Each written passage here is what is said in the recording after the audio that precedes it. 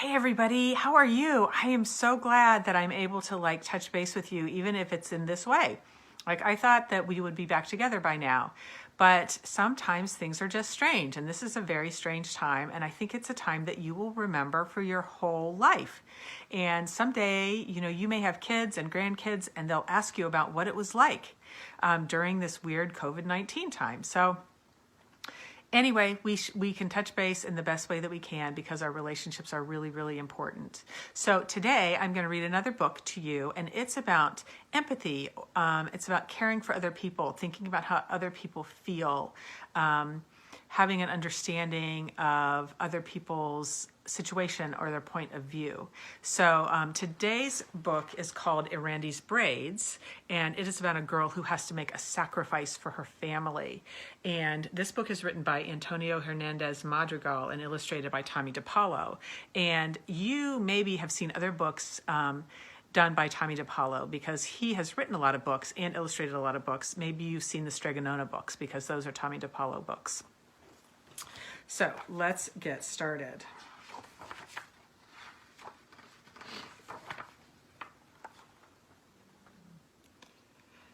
Erandi, it's time to wake up, Mama whispered. Roosters were crowing as the orange and crimson colors of dawn spread across the village of Pascuaro in the hills of Mexico.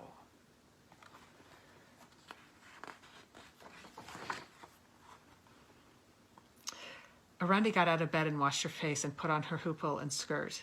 Then Mama brushed her hair and wove it into two thick braids that fell to her waist.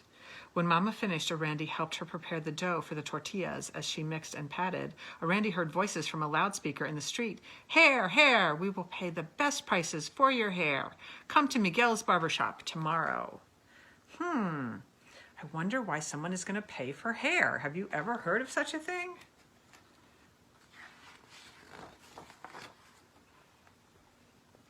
What is that about, Mama? Erandi asked. It is the hair buyers coming up from the city, Mama told her. Why do they want to buy our hair? Erandi asked. They say it is the longest and most beautiful in Mexico, Mama explained. They use it to make fine wigs, eyelashes, and fancy embroidery. Mama looked in the old cracked mirror on the adobe wall. Her own hair fell just below her shoulders. Your hair is much longer and thicker than mine, Erandi. The hair buyers would pay a fortune for your beautiful braids, she said with pride. I wonder what Mama is thinking right there.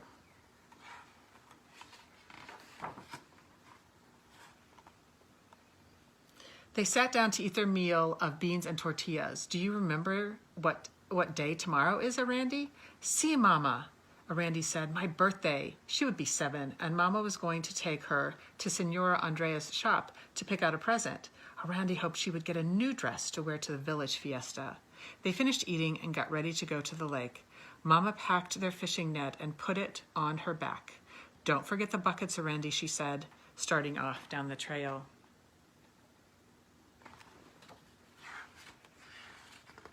I wonder what you got for your 7th birthday. Do you remember? Maybe you haven't had your 7th birthday yet. I wonder what you want for your 7th birthday.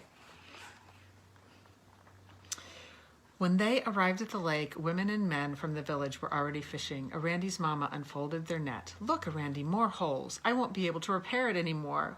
We need a new net so badly. Then she paused. Soon we will have the money to buy one. I wonder how she's going to get money. Erandi was surprised. They had so little money. Before she could ask Mama where she could get money, her friend Isabel ran up. Buenos dias, Erandi. Can you come and play? Isabel called.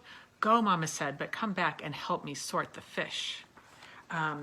So I wonder when they fish with the net, if they just have fish for their own, to eat, or if they sell it. So I'm not sure about that.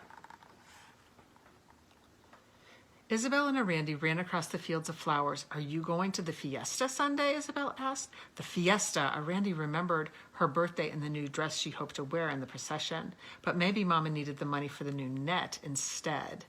I'm not sure, she said.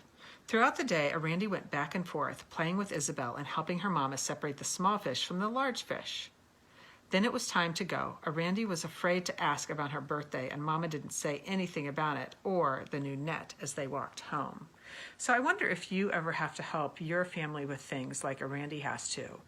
Maybe you help set the table, or maybe you help clean up after dinner, or maybe you help with laundry, or maybe you help feed the dog.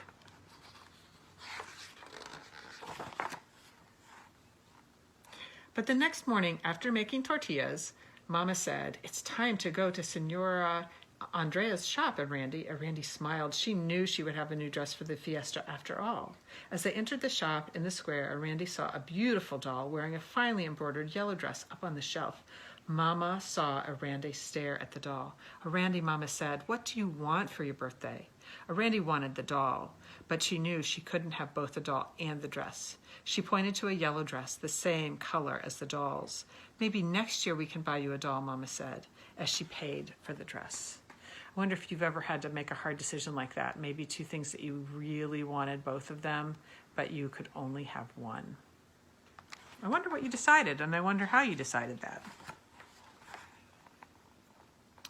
After they left the shop, Mama turned to Erandi and said, "Now we will go to the barber shop." Erandi caught her breath. "My hair. So that is how Mama is going to get money for the new net. She is going to sell my braids." Erandi shivered at the thought of the barber cutting off her braids, but she didn't say anything to Mama. They reached Miguel's barber shop and went inside. Erandi walked across the room, crowded with women. She gripped Mama's hand and huddled in her skirt. She didn't look at the barber chair, but she couldn't help hearing the sharp snip, snip of scissors. "Will my hair ever grow back?" she worried. I wonder if you remember having your first haircut, if you were worried about getting it done.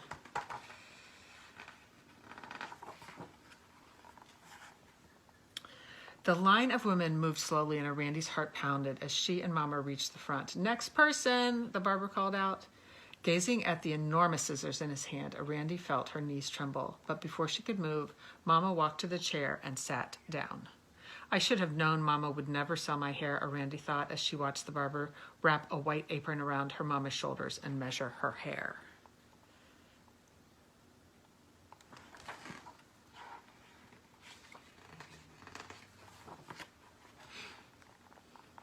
"Your hair is not long enough," she heard the barber say. Her Mama's face reddened with embarrassment. Without a word, she got out of the chair and took Erandi's hand. As they turned to leave, the barber noticed Erandi's braids. "Wait," he called out. "We will buy your daughter's hair." Mama whirled around. "My daughter's hair is not for sale," she said proudly. Then she felt the pull of Erandi's hand and looked down. "See, Mama, we will sell my braids," Erandi whispered. "No, mi hija," Mama said. "You don't have to sell your hair." I wonder what made Erandi decide that she should sell her hair, and I wonder how she's feeling right now. And I wonder how her Mama is feeling about Erandi wanting to sell her hair.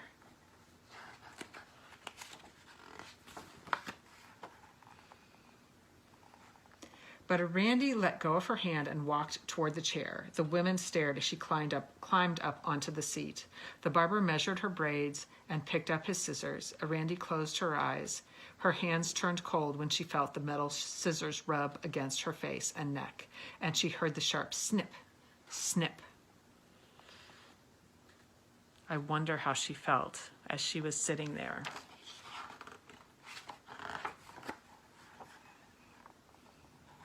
The barber moved to the second braid, and Erandi's eyes filled with tears.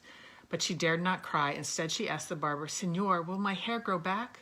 "Of course, it will grow just as long and pretty as before," he told her.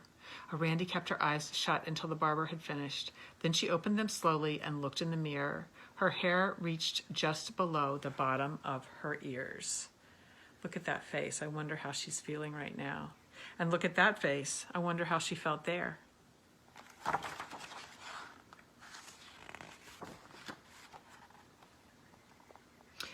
Out in the street, the air was cold on the back of her neck. How strange it felt without her hair. Mama walked beside her, not saying a word.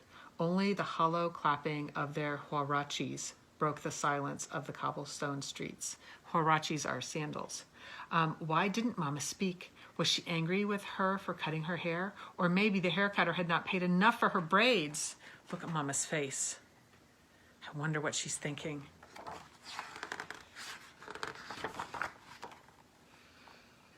Finally, Erandi peeked at her mama's face and saw she was crying. "Forgive me, Erandi, I should not have let you sell your hair," Mama sobbed, wiping her face with an old handkerchief. Now Erandi understood that her mama was not angry with her. She had only been thinking of Randy's hair. "Don't worry, Mama. My braids will grow back as long and as pretty as before." "Your hair was the longest and most beautiful of all," her mama said. Randy paused for a moment and then asked shyly, "Mama, did they pay you enough to buy a new net?" "Si, mi hija, they paid us more than I expected. We can buy a new net and the doll you wanted." She gave Erandi a big smile, and Erandi had never felt happier.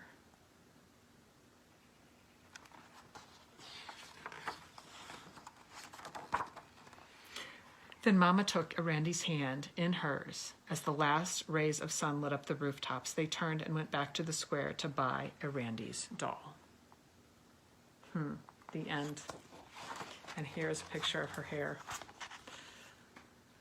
I wonder what you thought about that story. I wonder if you figured out what a sacrifice is, if that's something you didn't know. So she had to make a really important decision about what she was going to do because she knew that they needed money, but her mom's hair wasn't long enough for them to buy it. So she had to give up her hair or sacrifice her hair so that they could get the money they needed, because obviously they really needed a new net. And that was a real need because that probably is how they get food or how they make money. But she also ended up being able to get the doll, which was something she wanted, which probably added some joy to her life. So I think that's an interesting story, and I wonder if you have ever had to make a hard decision like that. And I wonder what you would do if you were in Erandi's situation. I asked you before if you've ever heard of someone selling their hair, but I'm wondering if you've ever heard of someone donating their hair, because I've heard of that before, where someone donates it and gives it to a charity. So, I wonder if you could ask your family about that and have a conversation about that, and see if you know anybody who has donated their hair at some point.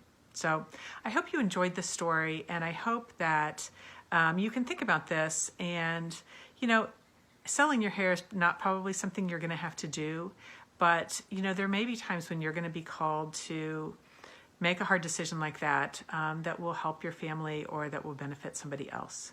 So I hope you're well, and I hope that we can come back together soon, and I hope you're having a really great time, like getting to do some interesting, new, and fun things.